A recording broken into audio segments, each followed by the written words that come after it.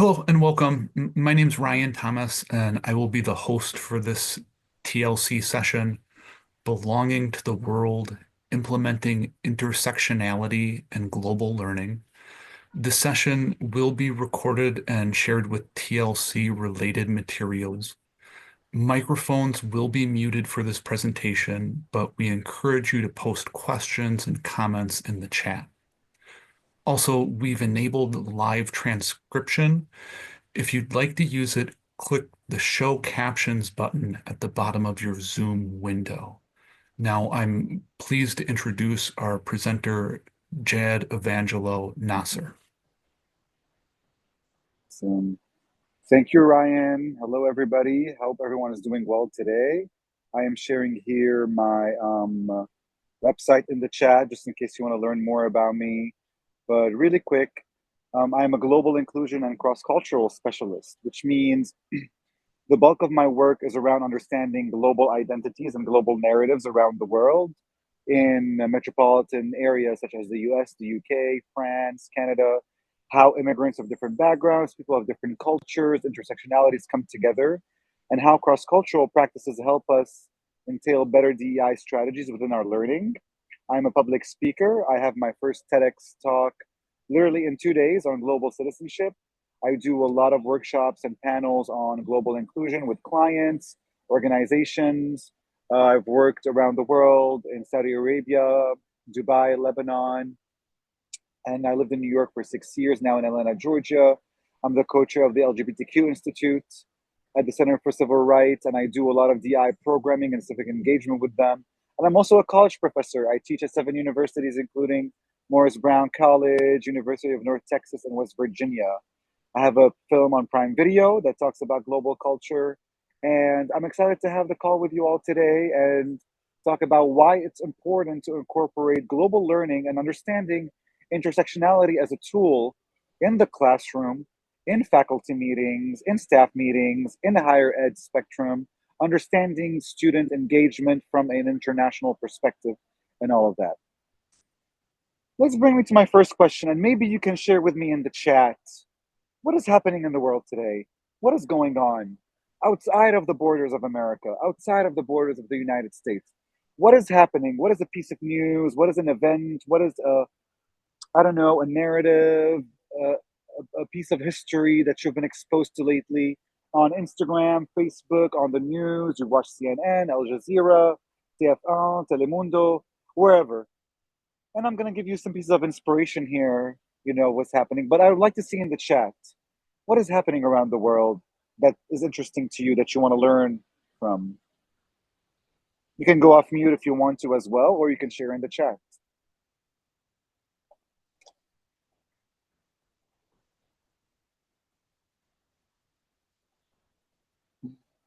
Right? Haley said so much happening. Right. You can't count because there's so many things happening, especially now after during this political climate. I'm sure we have many feelings going on, but there's just a lot of information to digest, correct? Yes. Well, when we look into the global narratives in the world, for example, wars, or bills being passed that are hurting certain communities, or earthquakes, for example, or natural disasters happening in different countries and communities being displaced. But then we look into the United States and see what's happening here and how we connect them. Protests, for example, regarding social justice or social injustice, and protests around the world and how they connect with one another. You know, genocides, wars, stuff like that. There are a lot to handle, you know? And as as Haley mentioned, there's a lot of violence going on in the world to a point people want to completely shut off completely and not look into these things. But why do they matter? Why is it important to understand everything? A simple answer. You have students who come from those particular countries. You have students who flee their home countries because of certain happenings and events. You have students who have families back in their home countries where things are happening. Yet in the United States, sometimes we tend to be looking into our own issues within our own borders. But how do you resonate with our students as professors, as faculty, as counselors? from all different positions, right? We are in international schools everywhere we are, wherever we teach. So why not learn about what's happening in the countries of those students? Now, there is a process of how do we naturally learn or expose ourselves to events around the world. It's called mixed messaging. It's simple as if you go on your phone right now and you go to Instagram, if you have Instagram, right? How do we look into the homepage and see the different pieces of content that exists? Or when we are riding the subway train in New York City, I see all these advertisements, or we're listening to a podcast over here, or looking to a piece of news over there, from dog and cat videos to the Super Bowl, watching Alicia Keys, to Beyonce's concert, to an advertisement around combating anti-Semitism, to an article published about Donald Trump mentioning something about a community, to Lil Nas X's music video. It's just a lot, right? If you think about it. This is mixed messaging. The multiple messages around us that expose us to narratives around the world in the US, and how do we look into it? Media literacy is a process that we teach in school, in communication school. How do we read within the lines of what's happening? How would you read through podcasts and articles and videos and content and music, right? How do we start analyzing what's happening around us? How do we look into what's happening, for example, in Palestine or in Israel or in Ukraine, and connecting it to what's happening in the US and the connections between them in terms of countries? How do we look at exploitation of children in the Congo and understand how that relates to anti-blackness and movements of anti-blackness in the United States, right? Media literacy helps us understand that. So we decode mixed messaging around us. That is simply a practice for us to look into whenever we're exposed to media messages, right? Today, well, throughout history, predominantly white Eurocentric and Anglo-Saxon colonizers have defined and placed and categorized identities and cultures around the world. You know, the books about social justice, the books about the history of Egypt or Sudan or New Zealand have been predominantly written by, European-centric individuals who define the narrative of marginalized communities. Does that seem fair to you, especially if you're a person from an underrepresented background? But the world is changing today. Scholars, experts, and researchers and educators of the world around us are retaking the pen and paper and redefining the narrative given their own lived experiences, making it more accurate, making it more representational of what is happening, and making it more real. And that's why the work that in DEI matters, because we're doing this from the perspective of people of the global majority and how they define the stories of their communities. Now, an interesting topic that I want everyone to be exposed to is intersectionality. I would like you to research Kimberly Crenshaw's TED Talk on the urgency of intersectionality. It talks about how multiple forms of inequality and disadvantage within a person are not understandable by the typical normatives and conventional ways of thinking. So she gives the example predominantly of Black women. How, for example, Black women in America, their identities are not understood by the general normative behaviors, right? A white female's identity is understood because she is a female. So when we talk about feminism, it's always white women at the forefront, white women talking about feminism. And when racial justice is being talked about, it's always, by the hands of, predominantly Black males. It's understood that Black males face more adversities. But when you combine the female identity with the Black identity, a lot of people don't seem to understand that framework. That's why Kimberly Crenshaw comes in and talks about the agency of intersectionality, is how being a woman and being Black has more challenges than being a man who is Black or a woman who is white or a man who is white. And she gives that explanation of the mistreatment of certain people. But let's expand it on a higher level, or not higher, or like on a more expansive levels. Those who are immigrants, those who are disabled, those who are immigrants and disabled and don't speak English. That is an intersectionality. There's a lot of identities there that makes them have more disadvantages in today's society, right? There is a difference between a person who is able-bodied and another person who is not able-bodied, right? Thank you, Haley, for sharing the TED Talk, by the way. Appreciate you. Thank you. I really encourage everyone to look into that. So, there are different ways of identities of how people are looked at, right? But intersectionality is looked into three different aspects: identity, lived experience, and advocacy. Identity is how you present yourself, your age, your socioeconomic status, your religion, your country of origin, your lived experience, and where you have lived. What happened to you from birth until today? Have you lived in different countries? Have you traveled the world? Have you been through war? And then advocacy is very important. Advocacy is, what do you advocate for? Do you advocate for fighting against police brutality? Do you advocate for trans rights and human rights? Do you advocate for, the Free Palestine or Black Lives Matter? Those are all advocacies. Combine all of those together, they define what a person is all about today, right? Which brings me to ask the audience, does anybody want to share anything about their identities today that are invisible, maybe, or something about their lived experience? Talk to us a little bit about your intersectionality. And you can go off mute or you can share in the chat.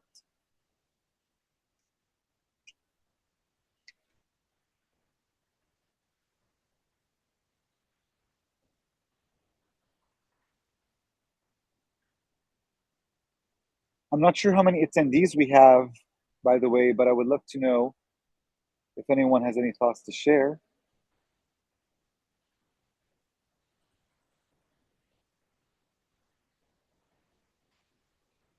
I know one thing about me, like I'm Haitian, Lebanese, and Palestinian, and I'm also Christian, right? And a lot of people don't see that.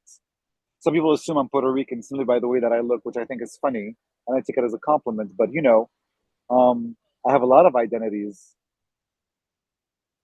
Haley, you mentioned that your experience being a single mother who earned her degree while raising a child may not be visible. That's very true. How do we look at parenthood? Right? Parenthood is different, right? People may look at a woman, may assume, like, oh, where's your husband? Like, why would people assume that? Right? But then we don't know what parenthood looks like. How do we redefine parenthood, right? And how will people know, Haley, for example, if they don't talk to you or get to know you on a deeper level, right? And that is a problem we have today. We are not getting to know people. We're not learning about them enough. We're not sitting down and having conversations about them to really learn about their identities and how they could be mistreated or treated today, right? So thank you so much for sharing that. And yes, it is definitely a motivator in your professional role. I think being a single parent defies the normative roles of parenthood. I have a lot of friends who are single parents and they're doing amazingly well. And I think it's important to talk about those identities and those narratives, right? Natasha, you mentioned being indigenous, Frisian student, and a cat mom. But that's also parenthood. You are a parent to a pet. I love that. Thank you so much for sharing. You know, and being indigenous as well is something that is very, very important today. When we talk about lands, restoration of land, how much that means to a person who is indigenous to a land, right? A narrative so often not talked about, right? So it's very important to look into these things. Yes, so I really appreciate you for that, Natasha. Thank you. Another thing to look into is interconnectivity, right? So, for example, here's a simple thing here. We have Natasha and we have Haley. Haley mentioned talking about being a parent, a single parent. Natasha talking about being a cat mom. Well, both of y'all are parents. What does parenthood look like? How that conversation around parenthood look like? That is interconnectivity, right? But let's take it more on a global level. Interconnectivity is understanding motherhood in Sudan and motherhood in Congo or motherhood in Japan. The cultural values of how motherhood look like, how do we combine them together, right? We start connecting how certain cultural behaviors of different people from different cultures come together. One thing I say, for example, with my Southeast Asian friends, like I grew up in a household where I was very much disciplined by my mother and my father. And my Southeast Asian friends tell me the same thing. Like, we've been disciplined too. There's a lot of things we couldn't do. We had some restrictions. So we joke a lot about these things, but we understand each other. We start connecting with one another because while we come from two different countries, or parts of the world, we find connections with one another, right? And that's what interconnectivity is all about. So consider this in a classroom. You are a teacher and you are looking at your students who come from different backgrounds. How do you connect their narratives together? How do you bring a conversation around connecting, their cultures together instead of segregating them, right? Because we tend to segregate people depending on culture. But how about connecting them with one another when it comes to linguistics, language, religion, lived experience, all of these things? It's important to look into that, right? Does anyone have any thoughts on interconnectivity before we move forward?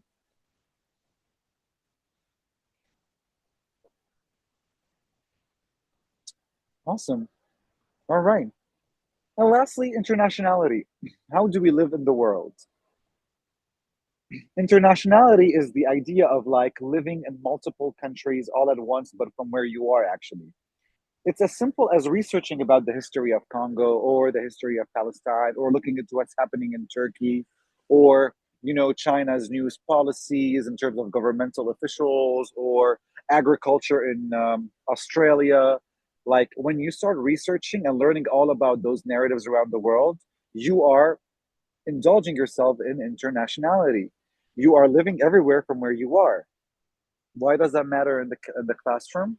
Because this is how we learn about multiple events around us and connect with our students, but also connect with curriculums. Like imagine, incorporating global learning in your curriculum. Imagine how, incorporating multiple events into your studies, whether it's social work, social studies, engineering, medicine. How does Chinese medicine look like when you are, for example, a neurosurgeon, and you're doing a class on, being a neurosurgeon and like, heart diseases? Why not look at how to different countries look into, this type of medicine? That's what internationality is all about, is how do we learn from different parts of the world and how they're operating in terms of different areas of studies, right? So what can we do to have a more global inclusive learning environment? Number one is listening to our students. Why are their identities, their intersectional backgrounds valuable within society and are dynamic? Listening to their facial expressions, listening to their trauma, listening to how they're expressing their purpose and passion from their home country and being in the classroom, that matters a lot. Number two is respecting. Respecting is holding boundaries, admiring and protecting their identities. If you have a student who is Black, African, and trans, you need to know how to protect that identity in your classroom, right?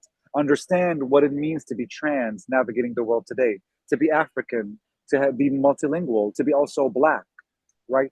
How do we admire those identities and amplify them, but also protect them from harm? So it's very important to look into that, right? And last but not least is leveraging. It's more about sponsorship. How do we amplify them? Do we connect our students to grants? Do we sponsor them for particular programs? Do we put them on particular scholarships because of their identities and their lived experiences? You know, we connect them to professionals, to jobs. How can we make sure we amplify their identity and intersectional background for the greater good of your relationship with your students, but also the greater good of society, right? So we put our students from different backgrounds on pedestals. With that being said, I'm opening the floor for conversations. And any questions, any thoughts?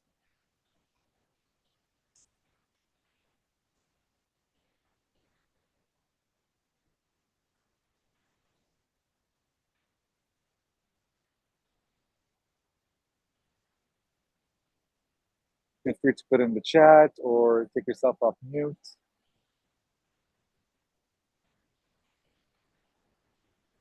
And meanwhile, you can look into my contact. If you ever want to contact me, we can take the conversation further. If no other questions, I think we're good to end the session.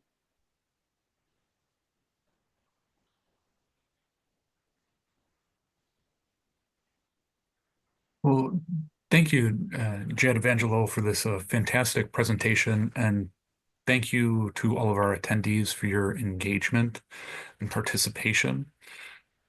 I'm going to paste a link in the chat to a survey where you can share your feedback about this session. Uh,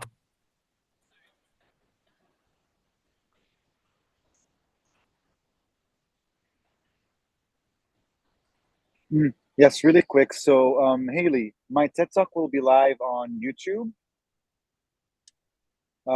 in 30 days because I'm performing tomorrow. It's live, it's in Florida. But once it's available on YouTube, I will definitely send it. Maybe I can send it to Ryan and you can send it to y'all, or you can contact me and I will forward to you the TED Talk. My website is there and you can find my email there. So please let me know and I will be looking forward to share my TED Talk with you all. Awesome. Does anybody else have any questions or thoughts or comments?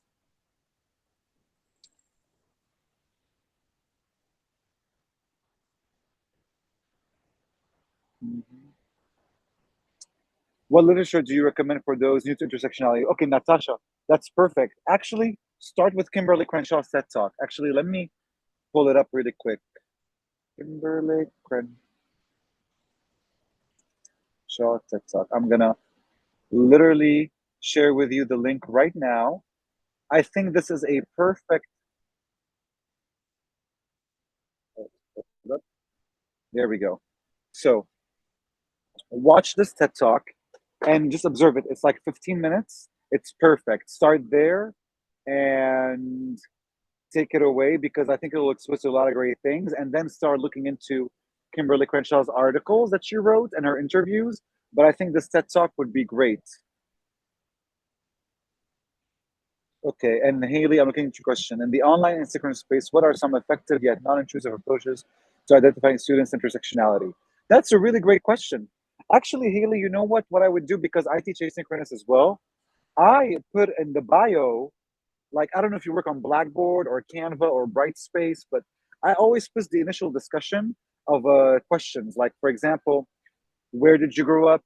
If you want to share about your religion, your race, your ethnicity, your age, your cultural background, you speak another language. And I tell people it's open to discretion and whatever you want to share, share. And my students start sharing everything about them. And I learned that I have students from Haiti, from Jamaica, students who are queer, all of that from different ages. And I start contacting them. And I think this is the best way you can do it. And I think that's excellent. And Canvas is the way to go. Perfect. Just put in discussion number one. I think your initial discussion before anything else should be the discussion about share about yourselves. But you have to give them prompts like maybe like gender or age or, like, and then share about yourself, Haley. That's very important. Put the first discussion to be with this, my name is Haley Sampson, and this is a little bit about my life, and then pin the discussion. That way, people can see an example. Students can see an example, and then they can follow you. So, excellent question.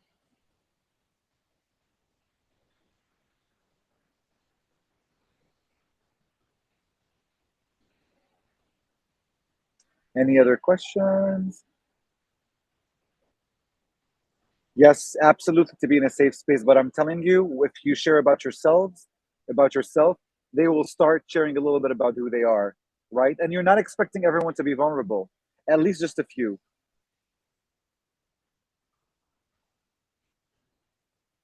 Any other comments or questions?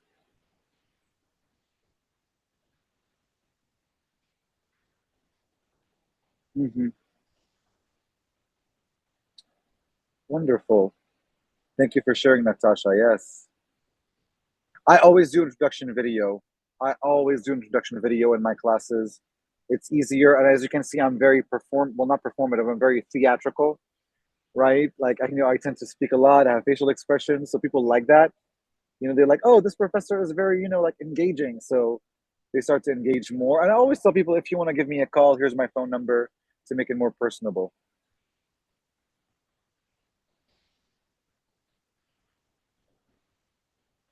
Awesome. And if we're good to go, I think Ryan, we're good to conclude the session. All right. Well, thanks again for this great presentation. We had some great engagement here at the end. I'm gonna paste the link in chat again for this survey where you can nominate TLC presentations or awards at the end of the conference. Thanks again for joining the session.